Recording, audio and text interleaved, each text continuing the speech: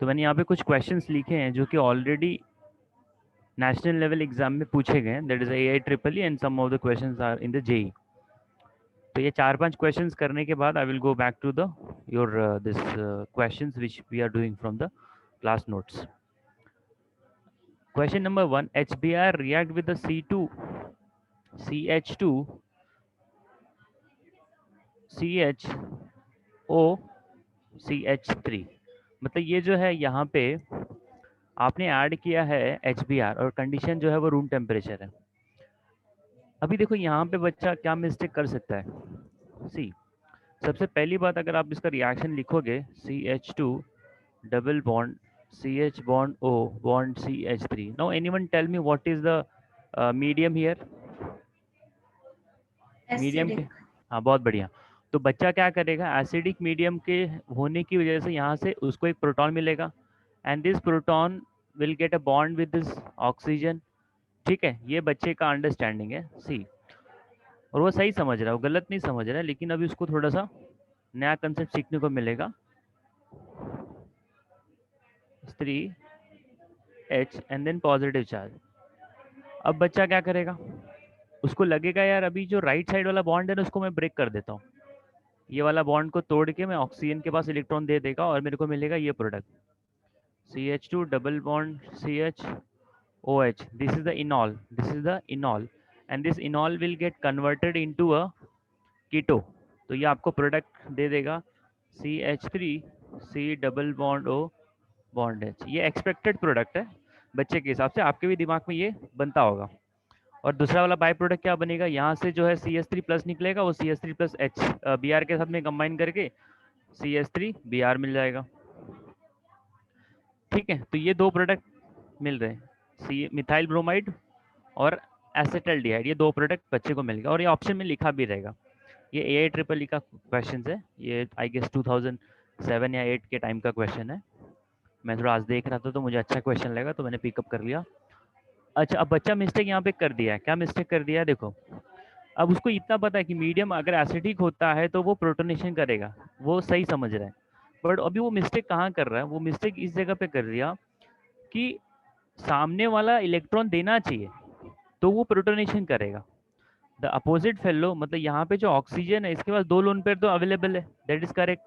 तो वो एक लोन पेयर सामने वाले को देगा, ये आपको कैसे पता चल रहा है? मतलब ये जो ऑक्सीजन के पास दो लोन पेयर जो दिख रहा है आपको, ये वाला और ये वाला, तो इसकी क्या गारंटी है कि वो प्रोटॉन के पास ही दिया जाएगा? तो यहाँ पे जो है रेजोनेंस आ जा रहा है, देयर इज अ रेजोनेंस,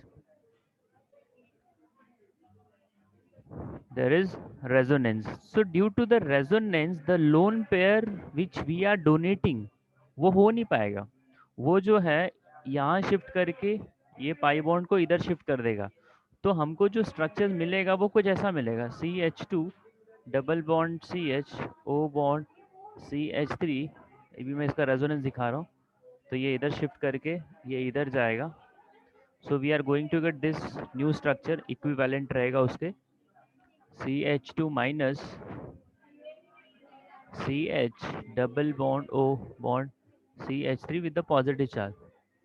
अब बच्चा बोलेगा सर इसके पास एक लोन पेयर तो है, तो ये H प्लस के साथ बॉन्ड बना सकता है, लेकिन वो 4 बॉन्ड बनाने का उसका कैपेसिटी नहीं ऑक्सीजन का, because there is no space available.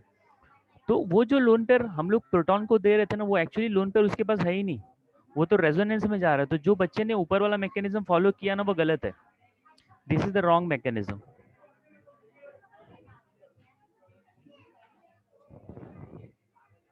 This is the wrong mechanism. I hope everyone is getting this, why this is wrong, because उसको ये समझ में आना है कि लोन पेयर लोकलाइज्ड है कि डिलोकलाइज्ड। अगर लोन पेयर कहीं जाने वाला नहीं है तो बाय डिफॉल्ट वो प्रोटॉन के पास ही जाएगा, लेकिन यहाँ पे जो ऑक्सीजन का जो दो लोन पेयर है उसमें से एक लोन पेयर जो है वो रेजोनेंस में जाने की वजह से वो प्रोटॉन को डोनेट नहीं किया जा सकता, तो ये पॉसिबिलिटी तो रिजेक्ट हो गई है। ठीक है, after this the second possibility which comes here, we can think for the addition of HBr across the double bond। अब बच्चा इसको ऐसे भी तो समझ सकता है, CH 2 double bond CH bond O bond CH3। now if you break the, this is your unsymmetrical alkene, अगर आप इसको ब्रेक करोगे राइट एंड लेफ्ट वाला पार्ट लगा दो तो negative part will go to that carbon atom which have a less number of hydrogen. तो आप क्या कर सकते हो, HBr जब इसके ऊपर ऐड करोगे तो आपने CH2 के बदले हो जाएगा CH3 बॉन्ड CH, फिर यहाँ पे पॉजिटिव चार्ज रहेगा और बगल वाले ऑक्सीजन के पास लोन पेयर है, तो यहाँ पे जो है Br माइनस आएगा और अटैक कर देगा। So you are going to get this product CH3 CH Br bond O bond CH3। So ये आपका एक्सपेक्टेड मेजर प्रोडक्ट है। I hope everyone is getting this. अभी Br जो है वो बगल वाले को मैंने क्यों नहीं लगा दिया, उसका भी रीजन मैं बता देता हूँ। सी why I'm not putting the Br to this carbon, CH2 double bond CH bond O bond CH3। आप क्या कर सकते हो, आप जो है अगर आपने पाई बॉन्ड जो है लेफ्ट वाले को शिफ्ट किया तो CH2 को नेगेटिव चार्ज आएगा और वो नेगेटिव चार्ज जो है हाइड्रोजन H प्लस ले लेगा, CH3 बन जाएगा। अगर किसी ने बच्चे ने बोला सर मैंने ना राइट साइड में शिफ्ट किया, तो हाँ तो शिफ्ट करो, प्रॉब्लम क्या है, देखो CH2 ये प्लस हो जाएगा, CH minus O lone pair CH3। अब ये जो है इसकी स्टेबिलिटी जो है थोड़ी सी कम है as compare to the this one, क्योंकि देखो क्या है ना, अगर कोई भी बंदा पॉजिटिव चार्ज रखता है तो उसके बगल में ना हमेशा इलेक्ट्रॉन डोनेटिंग ग्रुप आना चाहिए, तो वो उसको स्टेबलाइज करता है। अभी अगर आप इसको देखोगे ना, ये CH माइनस को, तो ये CH नेगेटिव चार्ज है, तो इसकी इच्छा ये है कि मेरे बगल में कोई ऐसा ग्रुप आए जो मेरे से इलेक्ट्रॉन को ले, तो वो मेरे को और स्टेबल करे। तो एक तरफ राइट साइड में तो कौन सा ग्रुप आ गया, मिथॉक्सी ग्रुप आ गया। अब ये जो ऑक्सीजन है ये लोन पर डोनेट करेगा इसको, मतलब वो जो पहले से रिच है उसको कोई पैसे देगा तो मतलब इट इज लाइक दैट, वो उसको कुछ फर्क नहीं पड़ता है। तो लेफ्ट में तो CH2 है, तो CH2 को ये इलेक्ट्रॉन डोनेट कर रहा है, लेकिन उस CH माइनस को खुद को इलेक्ट्रॉन नहीं चाहिए। तो बोलने का मतलब ये वाला इंटरमीडिएट ज्यादा स्टेबल है, this one, this intermediate is more stable. So according to that Br minus will go to that which have a less number of hydrogen. तो ये रूल है, रूल के हिसाब से हमेशा फॉलो नहीं करने का, some time you get a wrong product also. तो इसका मेजर प्रोडक्ट आपका ये वाला है। सभी को समझा इसमें, मैंने 2-3 कंसेप्ट इसमें पढ़ा है।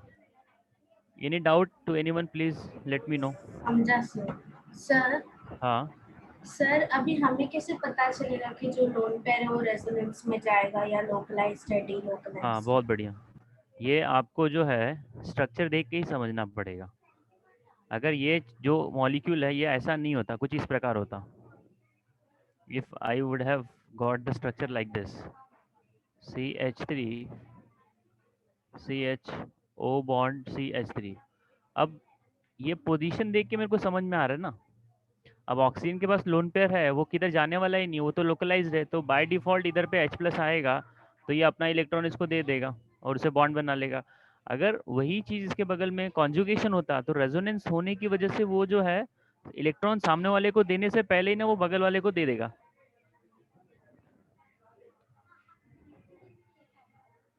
तो यहाँ पे हमको रेजोनेंस की वजह से जो एक्सपेक्टेड प्रोडक्ट बच्चा टिक करेगा वो रॉन्ग हो जाएगा। तो अभी जो आपने पूछा हमको पता कैसे चलेगा, so by looking at the arrangement of an electron, is that electrons are arranged in such a manner that they can participate under the resonance, they can go under the delocalization process। तो वो देख के समझता है molecule. अभी बोला ना मैंने, यहाँ का मैंने डबल बॉन्ड अगर हटा दिया तो प्रोडक्ट जो हम लोगों ने स्टार्टिंग में निकाला था प्रोडक्ट, वही प्रोडक्ट बनेगा। प्रोटोनेशन करके वहाँ से अल्कोहल एक निकल जाएगा और एक जगह पे Br आके चिपक जाएगा। Is it clear? Yes sir, thank you. This is very very important concept. हाँ, बच्चे लोग मिस्टेक कर सकते हैं यहाँ पे। अच्छा, अब अगला जो है the best reagent to convert pent 3 in 2 all into pent 3 in 2 on, मतलब आपने अल्कोहल को कन्वर्ट कर दिया किसके अंदर, कीटोन के अंदर। तो इसका मैं जरा स्ट्रक्चर निकाल दूं। सिंपल है ये, वैसे ही इसका आंसर आपको आना चाहिए। CH3 CH2 CH double bond CH CH3। अब इसने 3 नंबर पे 2 नंबर पे OH लगा दिया, तो यहाँ पे एक हाइड्रोजन हटा के इसको मैं OH कर देता हूँ। So this is 1 2 3 4 5। अब मेरे को क्या करना है, इसको ऑक्सीडाइज करना है। ऑक्सीडाइज करके मुझे क्या बनाना है, कीटोन बनाना है। So what I am doing here, I am doing the selective oxidizing. क्या कर रहा हूँ मैं, सेलेक्टिव। मैं कोई स्ट्रॉन्ग ऑक्सीडाइजिंग एजेंट नहीं यूज कर रहा हूँ, मैं माइल्ड ही यूज कर रहा हूँ। तो बोलने का मतलब ये जो अल्कोहल है, ये आपको कौन सा अल्कोहल है, this is a secondary alcohol. This is a secondary alcohol, and whenever you do the oxidation of secondary alcohol, you get a ketone only. तो देखो, अगर आपने एसिडिक एमिनोफोर यूज किया ना, तो एसिडिक एमिनोफोर जो है ये एक तरह से तगड़ा ऑक्सीडाइजिंग एजेंट है, even K2Cr27 also. So they will not stop at aldehyde और कीटोन, वो एल्डिहाइड और कीटोन बनाने के बाद रुकेंगे नहीं। तो हमको माइल्ड लेना पड़ेगा। तो यहाँ पे वो लोगों ने पीसीसी दिया है। पीसीसी और पीडीसी जो होता है वो प्राइमरी और सेकेंडरी अल्कोहल का ही ऑक्सीडेशन करता है। They are called as a selective oxidizing agent, they are called as a selective oxidizing agent, PCC and the PDC. So I will go with this pyridine chlorochromate, that is a PCC. If they would have given the PDC also, then वो भी हम लोग assume कर सकते थे. So they have not given, so I will go with only PCC.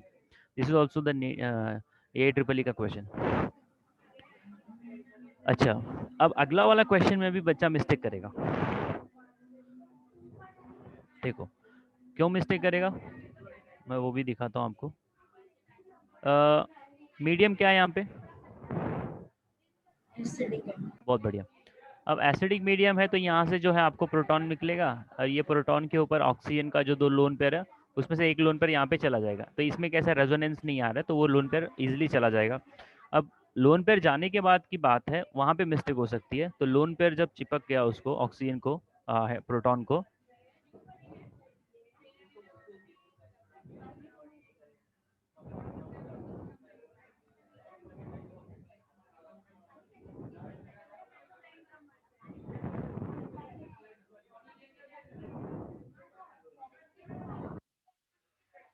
अब यहाँ पे देखिए आपको क्या देखना है कि भाई वो बॉन्ड कौन सा तोड़ेगा। सिंपल सी बात है, ऑक्सीजन जो है जिस कार्बन को चिपका हुआ है ना, वही बॉन्ड वो तोड़ सकता है, क्योंकि उसके पास दूसरा चारा ही नहीं है। बिकॉज राइट और लेफ्ट में उसके पास हाइड्रोजन है, तो वो तो तोड़ने वाला नहीं है। तो जो सी और एच ओ का बीच का बॉन्ड है, ये बॉन्ड तोड़ेगा और इलेक्ट्रॉन इसके पास शिफ्ट करेगा। अच्छा, जिस कार्बन को ओ एच लगा हुआ था, उस कार्बन को हम लोग बोलते हैं अल्फा। ये आपका अल्फा कार्बन है, ये आपका बीटा कार्बन है, ये आपका बीटा कार्बन है। ठीक है, अभी क्या होगा, यहाँ से आपने वाटर निकाल दिया। So after the loss of water we are getting the carbocation C6H5 bond CH2। Can anyone tell me the sets of rule, किसी को सेट्स ऑफ रूल याद आ रहा है?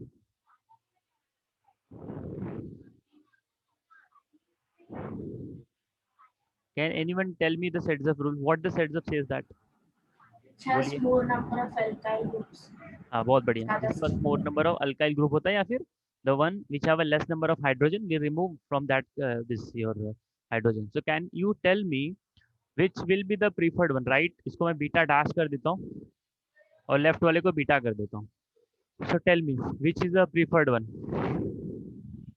विच is sir, the beta preferred one? dash, हाँ, beta dash, beta dash, Y beta dash? sir 2 alkyl group है। हाँ हाँ, ठीक है, ओके। अभी ये जो है आपने कर तो दिया, बट इसमें मिस्टेक हो जाएगी ना। अब बच्चा मिस्टेक क्या कर दिया, जैसे कि हमने जो रूल पढ़ा है, रूल देखो वायलेट हो जाता है।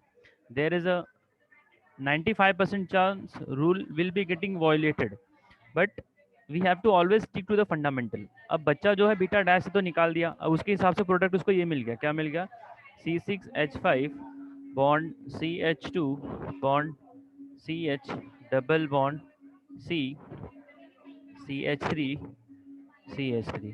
ठीक है, ये सही हो गया उसके हिसाब से। अच्छा, अगर कोई बच्चा थोड़ा सा ये समझ रहा है कि अगर मैंने बीटा से निकाला तो क्या प्रॉब्लम हो सकती है, या क्या और ये हो सकता है, इजी हो सकता है मेरे को स्टेबिलिटी के मामले में, तो उसको मैं जरा राइट साइड में लिखता हूँ। See, if you are removing the hydrogen from beta, so beta से रिमूव करने के बाद आपको जो प्रोडक्ट मिलेगा, मैं जो C6H5 है उसको बेंजीन बना देता हूँ, तो थोड़ा सा और अच्छे से ये अंडरस्टैंडिंग क्लियर करेगा।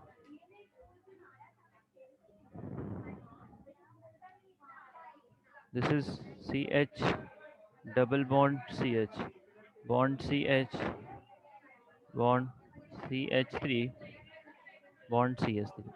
अभी ध्यान से देखो, जो पहला वाला प्रोडक्ट मिला है, ये वाला, और जो सेकंड वाला प्रोडक्ट है, दोनों में एक फंडामेंटल डिफरेंस है। फंडामेंटल डिफरेंस क्या पता है? जो पहला वाला प्रोडक्ट है, इसके अंदर आपको मिल रहा है hyperconjugation, you are getting only hyperconjugation. So due to the hyperconjugation, we are getting 3 CH3, यहाँ से 3 है, ये 3 है और ये 2 है, तो you are getting how many alpha hydrogen? You are getting 8 alpha hydrogen, you are getting 8 alpha hydrogen. Now when you talk about this one, इसमें जो है यू आर गेटिंग ओनली, हाँ बहुत बढ़िया Akanksha. So you are getting here hyperconjugation as well as a resonance, so there is R plus H effect. तो ये वाला जो एग्जाम्पल नंबर 2 है, ये स्टेबलाइज हो रहा है रेजोनेंस की वजह से. इसकी वजह से, रेजोनेंस की वजह से. तो बच्चा क्या किया, उसने मिस्टेक तो कर दिया बीटा डैश से निकाल के. अब हमको पता है ना बीटा डैश तो रूल के हिसाब से तो वही, जैसे कि मैंने आपको 2 एग्जाम्पल दिए थे. Markovnikov rule gets violated, Markovnikov rule जो होता है वो फेल हो जाता है, और जहाँ पे उसका वायलेशन होता है वही क्वेश्चन एक्सपेक्टेड है, because they put a cream question. अब वो ऐसे तो कोई एकदम लल्लू क्वेश्चन तो डालेंगे नहीं, because they have to put a one good quality question. तो वो ऐसा क्वेश्चन प्लेस करेंगे जिसमें थोड़ा सा वायलेशन रूल का हो जाए, बट फंडामेंटल ऑलवेज स्टिक करता है. तो इसका राइट ऑप्शन बनेगा ये वाला. Is it clear to all of you और any yes doubt to sir. Anyone?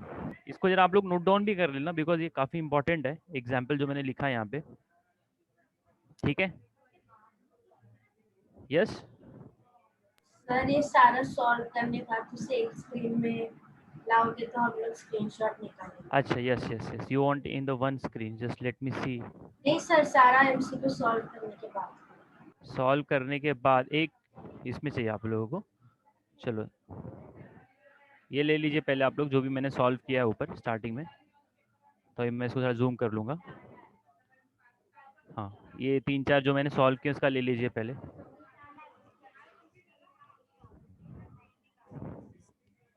Yes sir, done. हाँ, अच्छा अब इसके बाद जो है हम लोग अगला क्वेश्चन को ज़रा देखते हैं. देखो, ऑलवेज फॉलो द फंडामेंटल, ये दिमाग में फिट कर लो. और वो फंडामेंटल आपको याद रखने का ज़्यादा चांसेस तब रहेगा जब आपने उतना प्रैक्टिस किया है. ऑर्गेनिक रिएक्शंस की उतनी आपने प्रैक्टिस की है, then it is a possible. Now will go with the next question, question number 4 जो है. This is your question from, can anyone tell me ये कौन सा है? ये तो इजी है वैसे, आना चाहिए. Sir option 2. ऑप्शन 2, हाँ बहुत बढ़िया. बिकॉज हेलो फॉर्म जो टेस्ट है ये सब लोग नहीं दिखाते. हेलो फॉर्म टेस्ट दिखाने के लिए CH3 C डबल बॉन्ड हो, मिथाइल कीटोन उसके पास होना चाहिए. क्या होना चाहिए? Methyl ketone. अगर कोई सिस्टम मिथाइल कीटोन दिखा रहा है तो उसके जाने के चांसेस तो हो जाते हैं. इसके साथ साथ में अगर आपके पास CH3 CHOH ये वाला सिस्टम दिख रहा है, ये वाला सिस्टम भी दिख रहा है, so this is also the possible structure which can undergo iodoform. और बेसिकली आइडोफॉर्म को हम लोग हेलो फॉर्म बोलते हैं, बिकॉज हम लोग यहाँ पे यूज करते हैं iodine I2 in the presence of NaOH, iodine in the presence of NaOH. So this is like discriminating reagent जिसका आप इस्तेमाल कर सकते हो टू आइडेंटिफाई. मतलब जैसे कि मेरे को कोई दे देगा बेंजोफेनोन दे दे कोई, ठीक है. अब और दूसरे में कोई देते हैं एसिटल्डिहाइड दे दे, दोनों के दोनों कैसा है ना, एल्डिहाइड है, मतलब कार्बोनिल की फैमिली से आते हैं. तो ये कैसा है, बहुत डिफिकल्ट है इसको डिस्क्रिमिनेट करना. तो हम लोग क्या करेंगे, will add hello form that is your iodine in the presence of NaOH. तो जब आप iodine in the presence of NaOH add करोगे तो ये रिएक्ट कर जाएगा और आपको येलो कलर का PPD देगा. वो देगा आपको CHI3, that is called as iodoform. जैसे क्लोरोफॉर्म होता है ना CHCl3, वैसे CHI3 होता है iodoform. So iodoform will be getting reacted with this two kind of system, methyl ketone जिसमें होगा ये या फिर ये, ठीक है.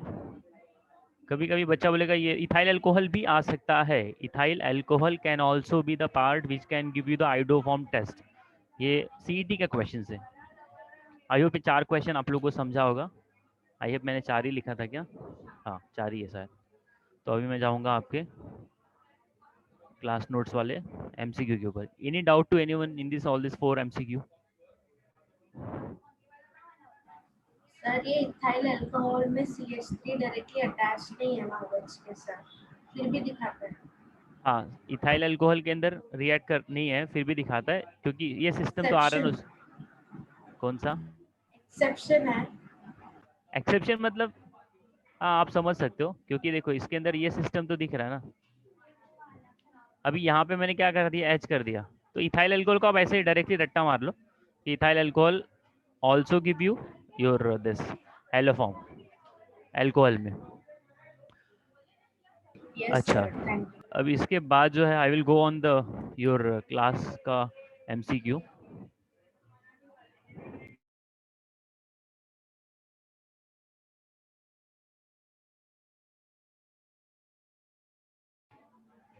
हाँ, now will go on the, just let me see open किया है मैंने। हाँ, सो कल जो है हम लोगों ने यहाँ तक कुछ तो डिस्कस किए थे।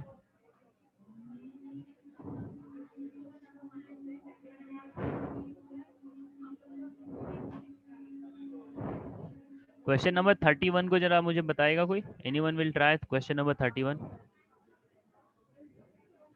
क्वेश्चन नंबर 31 जस्ट, हाँ, यू हैव अ कंपाउंड, कौन सा कंपाउंड है भाई? एक्स है, एक्स के अंदर आपने ऐड किया है प्रोपीन। तो सिंपल सी बात है, ये है फ्रिडल-क्राफ्ट अल्काइलेशन। अब ये जो प्रोपीन है ना, वो AlCl3 से रिएक्ट करके बनाएगा आपको सेकेंडरी कार्बोकैटायन। अब इसको मैं इस तरह से लिख देता हूँ, CH2 double bond CH bond CH3। जब इसका बॉन्डिंग या रिएक्शन आप AlCl3 से करवाओगे, तो AlCl3 आपको पता है वो लुईस एसिड का काम करता है, वो वहाँ से इलेक्ट्रॉन निकालेगा और सामने वाले को पॉजिटिव चार्ज बना देगा। सो हम लोग हमेशा वो वाला कार्बोकेटायन को बनाना प्रेफर करते हैं जो स्टेबिलिटी के मामले में थोड़ा सा अच्छा होता है, ज़्यादा स्टेबल होता है। So I will go with the secondary carbocation, that is CH3 bond CH with a positive charge bond CH3. So this is a 2 degree carbocation that is highly stable. तो ये बंदा जो है AlCl3 और आपका propene आपस में react करके ये बना दिया। अब आपने Y के ऊपर ऐड किया है, Y आपको मिल रहा है, तो बेसिकली ये क्या है ना, आपका प्रिपरेशन ऑफ फिनॉल वाला रिएक्शन है in short. If you look at the this your कौन सा क्यूमीन से बनाते ना, आइसोप्रोपाइल बेंजीन से, वही वाला रिएक्शन है ये। तो बेंजीन के साथ में ये जब मिक्स होगा तो आपको फॉर्म करके देगा आइसोप्रोपाइल बेंजीन, और इन शॉर्ट उसको क्यूमीन भी बोलते हैं हम लोग। अब ये क्यूमीन के ऊपर उसने क्या पास किया, oxygen in the presence of cobalt naphthenate, तो ये क्यूमीन हाइड्रोपेरोक्साइड दे देगा, फिर उसके अंदर अपने पानी डाला तो कार्बोलिक एसिड दे ही रहा है, तो मतलब फिनॉल तो मिल ही रहा है, फिनॉल मिल रहा है ये आपका, और प्रोपेनोन दैट इज एसीटोन मिल रहा है। तो क्लियर हो गया यहाँ से। पूछा क्या उसने, एक्स, तो एक्स आपका बेंजीन है, और वाई क्या आपका, वाई क्या भैया, ये है वाई आपका, this is the Y, that is a cumene, और you can call that is isopropyl benzene. So option जो है सी बनेगा, ठीक है। नाउ इसके नीचे वाला जो एसिडिटी का देख लेते हैं। हाँ, ये भी बड़ा सिंपल सा क्वेश्चन है। देखो एसिडिटी जो होती है वो डिपेंड किसके ऊपर करती है, वहाँ पे कौन सा इफेक्ट है। Is there is a resonance में वो प्लस आ रहा है कि माइनस आ रहा है, दैट मैटर्स। मतलब आप इलेक्ट्रॉन दे रहे हो ना, तो कौन सा इफेक्ट के थ्रू दे रहे हो, या अगर आप इलेक्ट्रॉन विड्रॉ कर रहे हो तो कौन सा इफेक्ट के थ्रू विड्रॉ कर रहे हो। तो सबसे डोमिनेटिंग जो आता है, सबसे टॉप पे जो आता है, वैसे तो होता है रेजोनेंस। तो रेजोनेंस का तो यहाँ से कुछ लेना देना है नहीं, तो आएगा सबके ऊपर plus R. You can find somewhere plus M भी लिखा होता है। अच्छा, मैं किसी को पूछूं what is the difference between plus M and the plus R, और रेजोनेंस एंड द मेसोमेरिक में क्या डिफरेंस है, तो मुझे बता सकता है difference between resonance and mesomeric effect? किसी को आ रहा है तो बताओ, नहीं तो मैं बताता हूँ। चलो मैं बताता हूँ, ध्यान से देखो। सी, रेजोनेंस जो होता है, जब आपसे कोई बोलेगा बेंजीन ले लीजिए, अब बेंजीन आपने ले लिया, अब जो बेंजीन के अंदर का जो पाई इलेक्ट्रॉन है, ये तो कैसा है ना भाई, कैसे भी घूम रहा है, ये तो क्लॉकवाइज आ रहा है या एंटी क्लॉकवाइज आ रहा है हमको पता नहीं है। सो व्हेन द इलेक्ट्रॉन का direction is not fixed, when the pi electron is moving either clockwise or anti-clockwise, we don't know actually. So when direction is not known,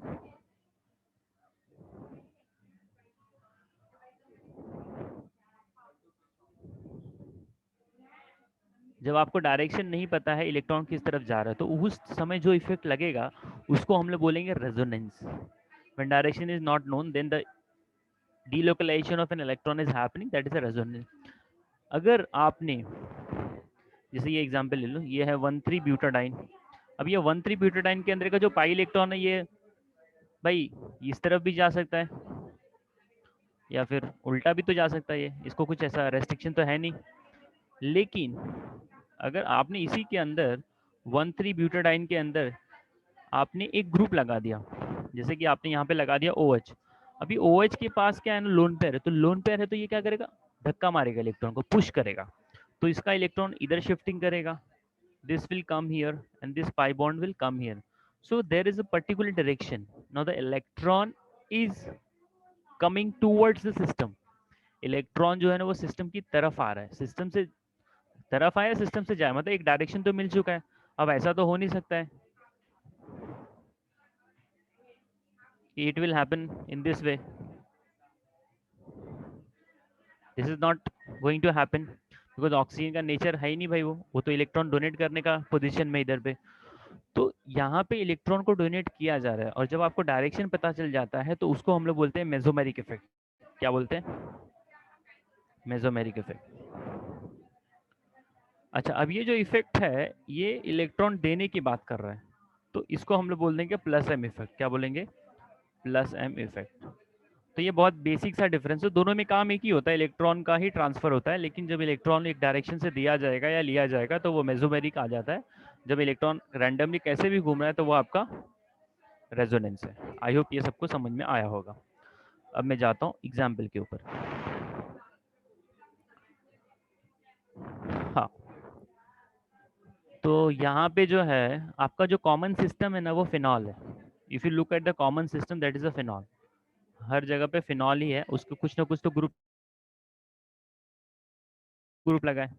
अब जो NO2 ग्रुप होता है ना भाई, ये बड़ा तगड़ा ग्रुप होता है इलेक्ट्रॉन खींचने के मामले में. मतलब ये 2 नंबर का ग्रुप है. इससे ऊपर जो आता है वो आता है NH3+. All positive act as the most powerful electron withdrawing group. तो NO2 भाई तगड़ा है, तो ये आँख बंद करके मैं 1 नंबर को सबसे ऊपर रख दूंगा एसिडिटी के मामले में. ये 1 नंबर सबसे ऊपर जाएगा एसिडिटी के मामले में. अब किसको इलेक्ट्रॉन दिया जा रहा है, अब वो देखते हैं. अब ये जो फिनॉल है ना, इसको ना तो इलेक्ट्रॉन दिया जा रहा है ना तो इससे इलेक्ट्रॉन लिया जा रहा है. मतलब ये भाई 3 नंबर जो है ना ये बीच में रहेगा. 3 नंबर क्या रहेगा? बीच में रहेगा. अभी देखो जो सेकंड वाला है, सेकंड वाले के अंदर इलेक्ट्रॉन दिया जा रहा है. तो इलेक्ट्रॉन दिया जा रहा है तो कौन से इफेक्ट के थ्रू दिया जा रहा है? तो ये जो है ना, यहाँ पे प्लस आई इफेक्ट लगेगा एंड प्लस एच लगेगा. Inductive effect and then hyperconjugation. बात समझ में आ रही है? ये देखो NH2 इसके पास लोन पेयर है तो ये इलेक्ट्रॉन देगा. तो ये भी क्या करने वाला है भाई? प्लस एम लगा देगा. क्या लगा देगा? Plus M. ठीक है. अच्छा, क्लोरीन जो है, अगर ये क्लोरीन जो है ना मेटा पोजीशन पे जाता, कहाँ जाता? मेटा पोजीशन के ऊपर ना हमेशा ये इफेक्ट लगता है. कौन सा? इंडक्टिव इफेक्ट लगता है. इसको जरा दिमाग में फिट करके ले लो. Meta position will always have a inductive effect. Just इसको रट्टा मार लेना, उसका क्या लॉजिक है वो पता नहीं, जस्ट दिमाग में, अपना दिमाग में रखो. Meta position will have only one effect, या तो प्लस आई होगा या तो माइनस आई होगा. इसके अलावा यहाँ पे कोई तीसरा इफेक्ट लगने वाला नहीं है. अच्छा, अब जो रेजोनेंस यहाँ पे दिया जा रहा है, और ये जो आपका ये जो है ना क्लोरीन का नेचर होता है इलेक्ट्रॉन को खींचने का. क्या होता है? क्लोरीन इज एक्सेप्शनल बिकॉज, अब बच्चे को दिमाग में ये कैसे आएगा कि सर वो इलेक्ट्रॉन कब डोनेट करने वाला है? अब आपके माइंड में ये क्वेश्चन आ सकता है, तो मैं बताता हूँ, जरा ध्यान से देखना. सी, when you have this kind of system, carbon carbon double bond, carbon carbon double bond. अब कार्बन कार्बन डबल बॉन्ड के बगल वाले ग्रुप के पास अगर कभी भी ना लोन पेयर आ जाए, क्या आ जाए भाई? Lone pair. तो ये जो है इलेक्ट्रॉन डोनेट कर रहा है. तो मतलब ये सिस्टम आने की वजह से, इतना system, carbon carbon double bond और बगल वाले के पास लोन पेयर आ गया, तो ये मेसोमेरिक की कैटेगरी में आ चुका है. ये मेसोमेरिक या रेजोनेंस की कैटेगरी में आ चुका है. अब मुद्दे की बात ये है कि वो इलेक्ट्रॉन दे रहा है कि गेन कर रहा है। अगर देगा तो हम बोलेंगे प्लस एम है, अगर वो इलेक्ट्रॉन खींचेगा तो हम बोलेंगे माइनस एम है। ये क्लियर है। अच्छा, जब आप बात करते हो हैलोजन का, क्योंकि देखो हैलोजन भी वो लोगों ने दिया है, सी अब कार्बन कार्बन डबल बॉन्ड दिख रहा है और उसके बगल में क्लोरीन है और उसके पास भी लोन पेयर है, तो ये रेजोनेंस का केस तो बनता है, बट इसको हम लोग एज्यूम नहीं करते, ये एक्सेप्शन है। यहाँ पे ना आपको हमेशा क्या लगाना है, you have to just imagine there is a inductive effect, there is a inductive effect. Halogen जो है वो हमेशा आपको इंडक्टिव इफेक्ट ही दिखाएंगे, they are not going to, because resonance का केस तो बन ही रही है। कार्बन कार्बन डबल बॉन्ड के बगल वाले के पास अगर लोन पेयर आ गया तो रेजोनेंस के लिए सुटेबल केस है। बट हैलोजन के केस में क्या होता है कि भाई वो सिस्टम को तो फॉलो कर रहा है, लेकिन वो हाइपर कॉन्जुगेशन की कैटेगरी, इसमें रेजोनेंस की कैटेगरी में नहीं आ रहा, तो ये एक्सेप्शन है। तो ये आपको दिखाएगा माइनस आई इफेक्ट, क्या दिखाएगा, minus I effect. Now coming back to the MCQ again,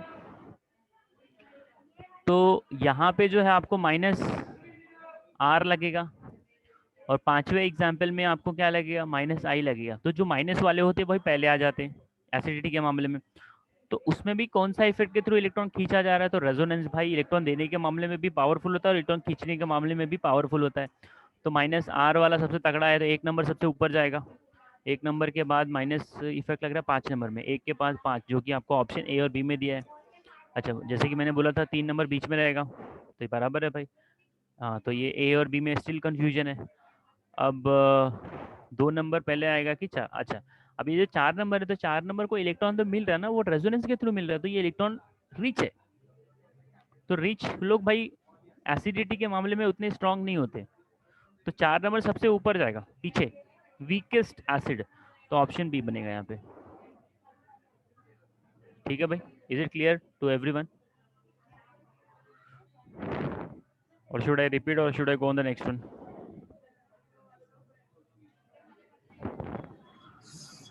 Yes, sir. आवाज नहीं आ रही है। Yes, sir. ओके ठीक है, चलो थैंक यू। नाउ एक्सपेक्टेड है ये क्वेश्चन भी एसिडिटी का, this kind of question. But ये NH2 और CH3 लास्ट का नहीं समझ। हाँ, NH2 और CH3, चलो अभी ये जो NH2 है ना, ये इलेक्ट्रॉन डोनेट कर रहा है और CH3 भी डोनेट कर रहा है, बराबर है। Yes sir. अब आपको ये देखना है कि जो CH3 इलेक्ट्रॉन डोनेट कर रहा है वो कौन से इफेक्ट के थ्रू डोनेट कर रहा है। देखो यहाँ पे देखिए, हाइपर कॉन्जुगेशन का केस क्या होता है, कार्बन कार्बन डबल बॉन्ड, उसके बगल में आ जाए आपका अल्काइल ग्रुप, जैसे आप ये बोलोगे ना C डबल बॉन्ड C, उसके बगल में आ जाए CH3 या कोई भी कार्बन आ जाए विद हाइड्रोजन, तो उसको हम लोग बोलते हैं ना ये हाइपर कॉन्जुगेशन का केस है। तो इसके पास number of hyperconjugating section कितना है, 3 3 6 और ये 3 9, 9 अल्फा हाइड्रोजन है। तो वैसे ही यहाँ पे देखो कार्बन कार्बन डबल बॉन्ड आ जाए, उसके बगल में आ जाए CH3, तो ये जो CH3 ये इलेक्ट्रॉन देने का काम करेगा, तो इलेक्ट्रॉन देने का काम करेगा तो दो इफेक्ट के थ्रू ये इलेक्ट्रॉन देगा। कार्बन कार्बन डबल बॉन्ड के बगल में कार्बन है विद हाइड्रोजन, तो ये हाइपर कॉन्जुगेशन के थ्रू देगा प्लस H, और इंडक्टिव इफेक्ट भी तो लगा रहा है, तो ये दो इफेक्ट लगा रहा है। अगर यहाँ पे मैं लगा देता OH और यहाँ पे आ जाए NH2, तो अब ये NH2 भी तो इलेक्ट्रॉन डोनेट ही करेगा, लेकिन ये इलेक्ट्रॉन डोनेट कर रहा है तो ये रेजोनेंस के थ्रू कर रहा है भाई, तो ये हो जाएगा आपका प्लस M। क्या हो जाएगा, प्लस M। अब मैंने बताया इलेक्ट्रॉन देना हो या लेना हो, अगर आप रेजोनेंस या मेसोमेरिक के थ्रू करोगे ना, तो वो इस बोलते हैं ना क्वांटिटी के मामले में ज़्यादा होता है। क्वांटिटी मतलब this impact, if you are donating the electron with respect to through resonance, then you are giving more electron rather than you are giving electron with the inductive or hyper conjugation। I hope समझ में आ गया होगा। हाँ sir. चलो अब आगे बढ़ते हैं।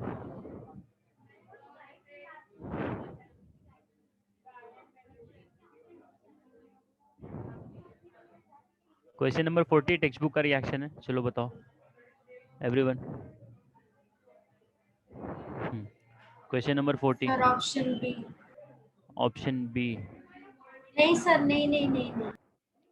विच इज नॉट बोला है, which does not give the major product.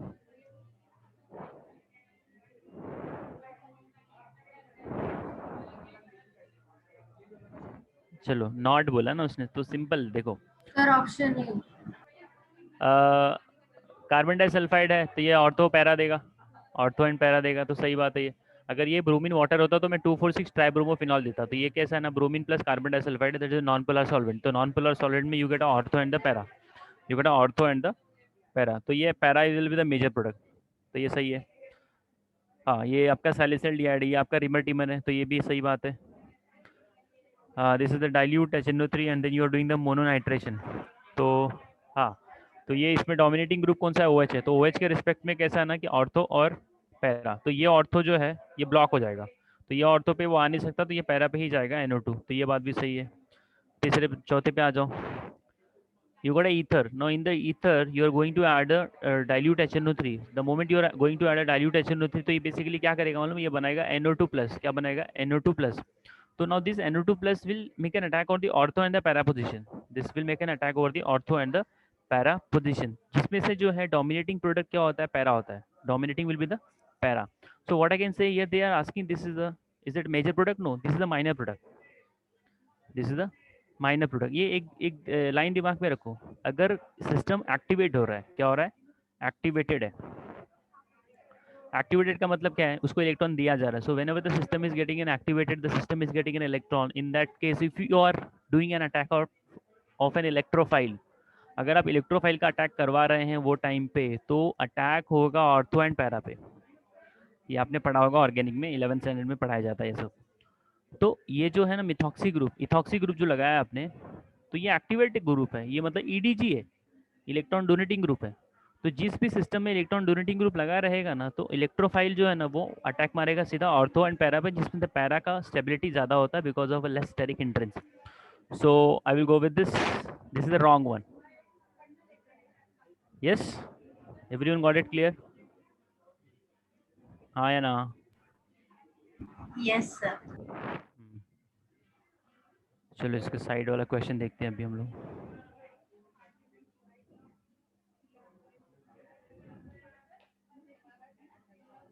इसके ऊपर के क्वेश्चंस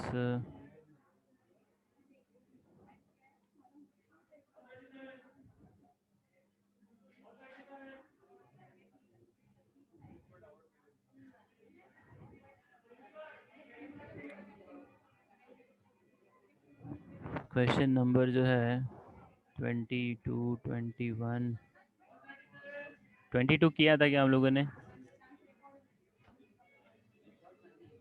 लास्ट लेक्चर में? ठीक है, देख लेते हैं। चलो इसका आंसर बताइए आप लोग, एवरीवन 22 को ट्राई करो।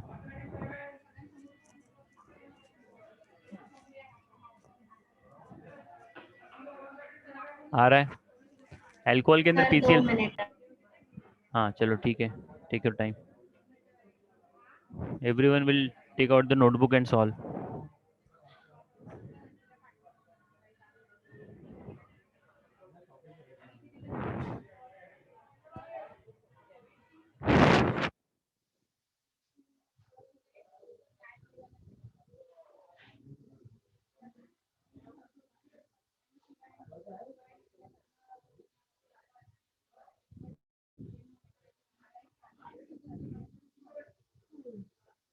आएगा तो बताइए मुझे।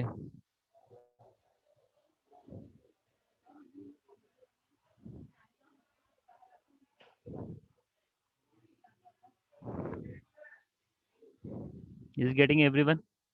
हाँ सर 2। हाँ ठीक है।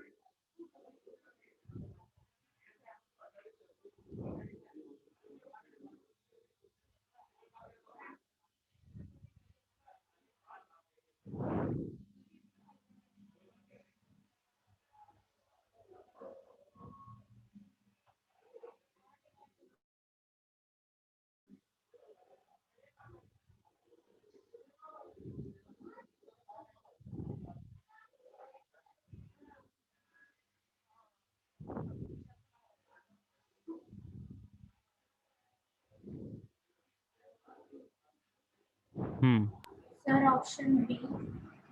ऑप्शन बी, जस्ट एक मिनट रुकना, मेरा लैपटॉप जरा हैंग हो गया है, it is not moving.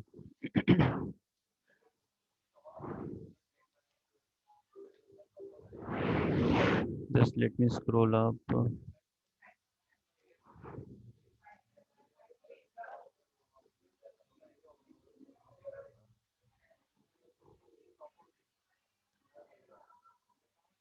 Just wait for 30 second में जरा इसको हाई करो।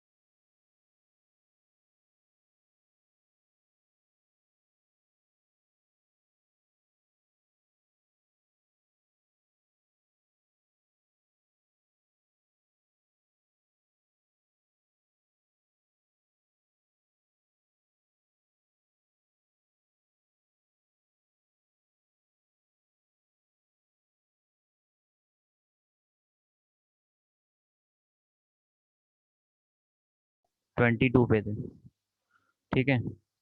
सो 22 sir option B. Option B. Okay, just let me सी।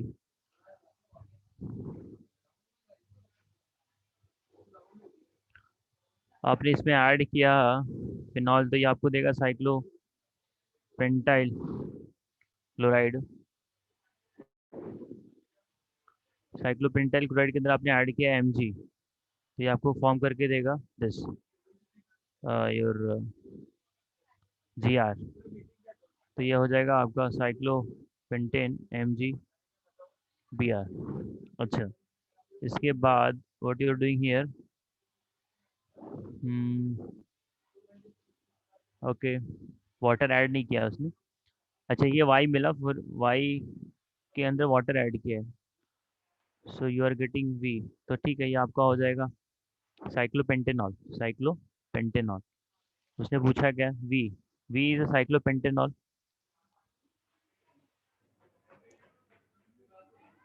अच्छा नहीं नहीं, गलत गलत बोल रहा हूँ मैं। No, you have to add, आपने इसको बना दिया है, यहाँ पे मैं लिख देता हूँ, this is your MgCl। Now you do the oxidation, PCC जब आप यूज़ करोगे तो ये साइक्लोपेंटेनॉन दे देगा। अब उसके ऊपर आपने ऐड कर दिया Z, and what is Z, Z you are getting, this is Z। No, Z के ऊपर आपने ये ऐड कर दिया। अच्छा, गिगनाट रिएजेंट है, तो ये क्या हो जाएगा, गिगनाट रिएजेंट का जो R पार्ट है वो सीधा CO को लग जाएगा, CO के C को लग जाएगा, और आपको प्रोडक्ट मिलेगा ये सर OH। पीसीसी से हमें हाइड्राइड मिलता है ना। बट वो प्राइमरी अल्कोहल रहेगा तो एल्डिहाइड मिलेगा, सेकेंडरी अल्कोहल रहेगा तो you will be getting this ketone. Right now it is a which alcohol, it is a secondary alcohol. वो प्राइमरी और सेकेंडरी अल्कोहल का ही ऑक्सीडेशन करता है। सो प्रोडक्ट है जो यहाँ पे V जो है आपका ये हो जाएगा समथिंग लाइक दिस ये, और Z हो जाएगा साइक्लोपेन। हाँ, सो ऑप्शन जो है ए, चेक करिए जरा इसका, 22 का ए ही लिखा होना चाहिए, 22। इसका आप लोग चेक करना आंसर क्या दिया है, मेरे हिसाब से तो ए बनना चाहिए, structure of Z and this, ठीक है। आफ्टर दिस क्वेश्चन नंबर 23, ये हो जाएगा, टेक्स्ट बुक का क्वेश्चन है। मैं सीधा लास्ट में जाता हूँ, लास्ट में कुछ इंट्रेंस के क्वेश्चन पूछे हैं क्या, वो जरा देखता हूँ मैं।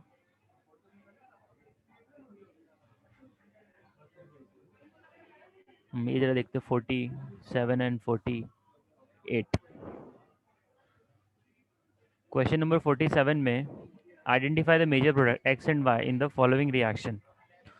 तो ये आपका क्या है, ये आपका अल्कोक्साइड है, कितना कार्बन है, 1 2 3, तो 3 कार्बन है, और उसके अंदर आपने ऐड किया ये, और ये आपका टर्शरी ब्यूटाइल। आपको जैसे कि पता है अल्काइल हाइलाइट टर्शरी नहीं होना चाहिए, alkyl highlight should be what, primary, ज़्यादा से ज़्यादा सेकेंडरी। टर्शरी अल्काइल हाइलाइट के ऊपर अगर आपने ऐड किया ना ये, तो वो आपको क्या दे देगा, एल्किन देगा, क्या देगा, एल्किन, ठीक है। सो ये तो निकल जाएगा,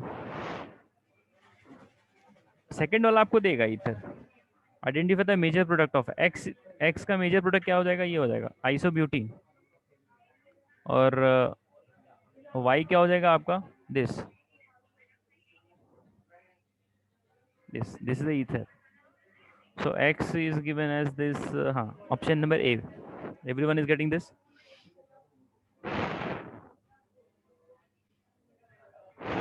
Yes. Yes, sir. So यहाँ पे identify the major products. Now, question number 48 पे आ जाइए. Find the molecular weight of the compound X and Y respectively. अच्छा, देखिए ये जो है आपका ईथर दे देगा, क्या दे देगा, first one will be the ether, क्योंकि यहाँ से Na और ये आपका आयोडीन यहाँ से निकल जाएगा. So this is CH3 O bond CH2 CH3.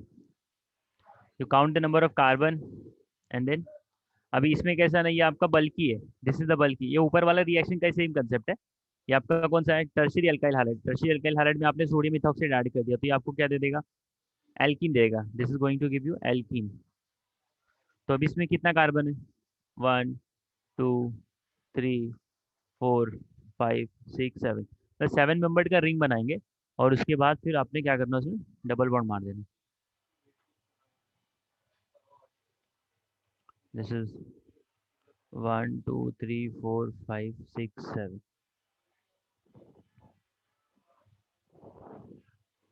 अभी एक नंबर पे आपने क्या करना, मिथाइल लगा देना और बगल में आ जाएगा double bond. So you count the number of carbon and the hydrogen according to that will see. देखो कार्बन कितना है इसके पास, 8 है, तो 12 इंटू 8. ठीक है, तो एक का वेट 12 का हो जाता है, ये हो जाएगा.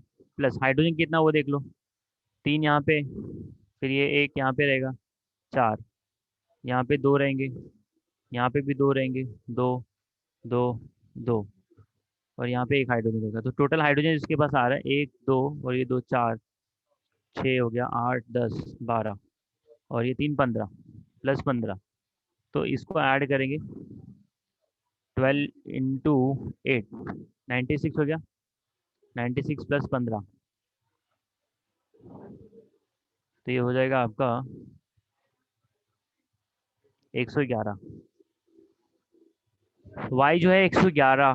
अच्छा, 112 दिया और 110 दिया, तो एक हाइड्रोजन किधर से मिस हुआ क्या अपना, हाँ कुछ तो मिस हुआ लग रहा है. 3 4 5 7 2 9 2 11 2 13 13 15 15 ही जा रहा है. सॉरी 15 नहीं रहेगा, 14 है, 14. तो 110, 110 ऑप्शन इसका भी है, कैलकुलेशन पार्ट है, इसमें कुछ है नहीं. ऑप्शन बी, बिकॉज मेरे को वाई जो है ना 110 मिल रहा है, मैंने इधर पे एक हाइड्रोजन एक्स्ट्रा काउंट किया था, ये हाइड्रोजन नहीं है. चलो, छोटा सा कंसेप्ट है ये. हाँ, क्वेश्चन नंबर 44 को देखिए. Predict the correct structural formula for 2 ethoxy ethanol. मतलब भाई इसने ईथर भी दिया और अल्कोहल भी दिया है कि कंपाउंड के अंदर, ईथर और अल्कोहल दोनों एक साथ दे दिया है. तो ये मेरे को बताओ प्रेफरेंस किसको मिलता है, ईथर को मिलता है कि अल्कोहल को मिलता है, आईयूपैक नॉमेनक्लेचर में.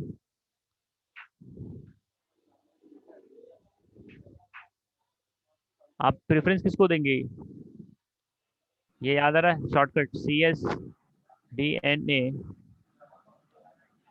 cat me. Now here C is a carboxylic acid, S for sulfonic acid, D for derivative of an acid, N for nitrile, A for aldehyde, A for ketone, A for alcohol. तो alcohol को preference मिलता है. और ये last में E है, E is for ether. So 2 ethoxy ethanol. तो आपने क्या करना है, 2 नंबर पे आपका इथॉक्सी ग्रुप लगेगा इथेनॉल का, बिकॉज इथेनॉल जहाँ पे भी रहेगा ना OH, वहाँ से एक नंबरिंग दिया जाएगा. सो कितना कार्बन है, 2 कार्बन है, 2 नंबर पे इथॉक्सी है, सी 1, दिस इज 1, दिस इज 2. हाँ, ये 2 नंबर पे इथॉक्सी है, 2 इथॉक्सी इथेनॉल. ये आपका हो जाएगा 1, ये एक नंबर पे, ये है 1 2 CH3, तो ये आपका 2 इथॉक्सी है, बट ये प्रोपेनॉल है। सो इसका राइट ऑप्शन बनेगा कौन सा? ये वाला, डी वाला, क्योंकि हमारे पास 2 ही कार्बन है इसके लिए। So will go with the D. ठीक है, उसके सामने 49 को देख लेते हैं। Identify the set of reagent required for the conversion of ethene to methoxy ethane. Ethene से आपने क्या करना है? मिथॉक्सी इथेन करना है। CH3 O bond CH2 CH3, this is a methoxy ethane. चलो, क्या कर सकते हैं हम लोग, बताइए। Anyone try. मिथॉक्सी इथेन में लेके जाना है, तो आपने पहले क्या करना है, इसको आपने अल्काइल हाइड्राइड बनाना है। अल्काइल हाइड्राइड बनाने के बाद क्या करो, आप ऐड कर लो सोडियम बिटॉक्साइड के साथ में, अल्कोक्साइड के साथ में, जो भी आ जाए। ऐसा कुछ दिख रहा है यहाँ पे? Is it which reagent will be the most suitable reagent? Can anyone try? सोचिए सोचिए क्विकली। सर ऑप्शन सी होगा। ऑप्शन सी, उसमें क्या करेंगे हम लोग? पहले स्टेप में क्या है आपका? H2SO4 ऐड करना। अच्छा, H2SO4 ऐड किया तो अपने को क्या मिलेगा? सर एसिड कैटालाइज कंपाउंड मिलेगा एक। अच्छा, ओके। तो उसके बाद फिर क्या करेंगे अपन?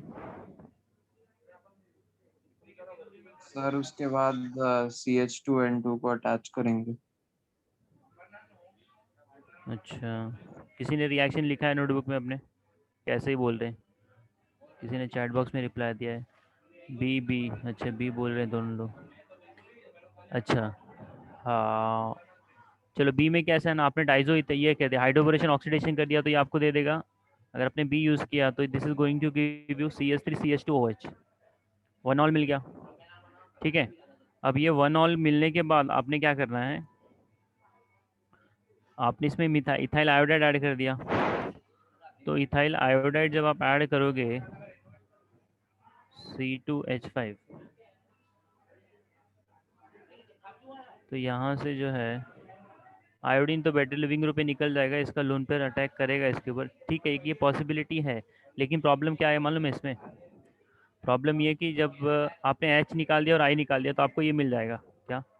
CH3CH2O bond C2H5। अब प्रॉब्लम ये है कि जो आपको बाई प्रोडक्ट मिल रहा है ना HI, ये HI दोबारा इसके ऊपर काम भी कर सकता है। तो आपको HI को न्यूट्रलाइज करना पड़ेगा। HI को न्यूट्रलाइज करने के लिए they should give the base, ऐसा कुछ उसने लिखा नहीं यहाँ पे। ठीक है, मतलब ये पॉसिबिलिटी दे सकता है, ऐसा नहीं कि नहीं देगा, बट HI इज एसिड ना, तो ये फिर से इसके ऊपर प्रोटोनेशन करके अल्कोहल बना देगा और इथाइल आयोडाइड बना देगा। तो आपने जहाँ से स्टार्ट किया था वही फिर से मिल जाएगा। अच्छा, सी वाला बोल रहे थे आप तो कोल्ड कॉन्सेंट्रेटेड लिया, ठीक है, तो आपको मिलेगा ethyl ethene hydrogen sulphate, ethyl hydrogen sulphate मिलेगा। इथाइल हाइड्रोजन सल्फेट के अंदर आपने यूज़ कर लिया डाइजोमीथेन, ये है, दिस इज CH2,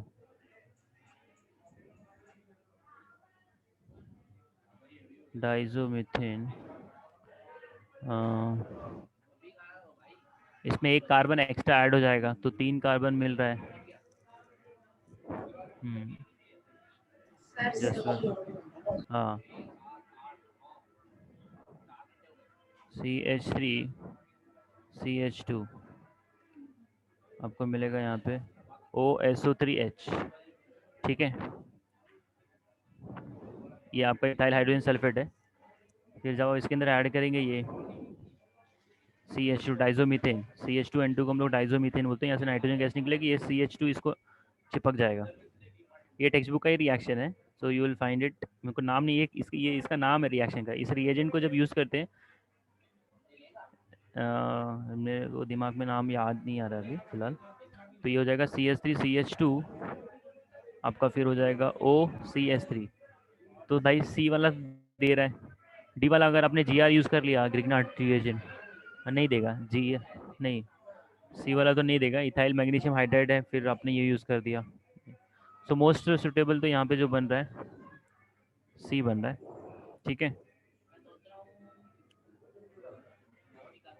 तो अभी इसके जो भी क्वेश्चन बन रहे हैं आप लोग जरा ट्राई कर लेना। If you find any difficulty हम लोग कमिंग सेशन में देख लेंगे। और ज़्यादा से ज़्यादा प्रैक्टिस करिए न्यूमेरिकल का। न्यूमेरिकल मतलब रिएक्शंस की। आपके बुकलेट का खत्म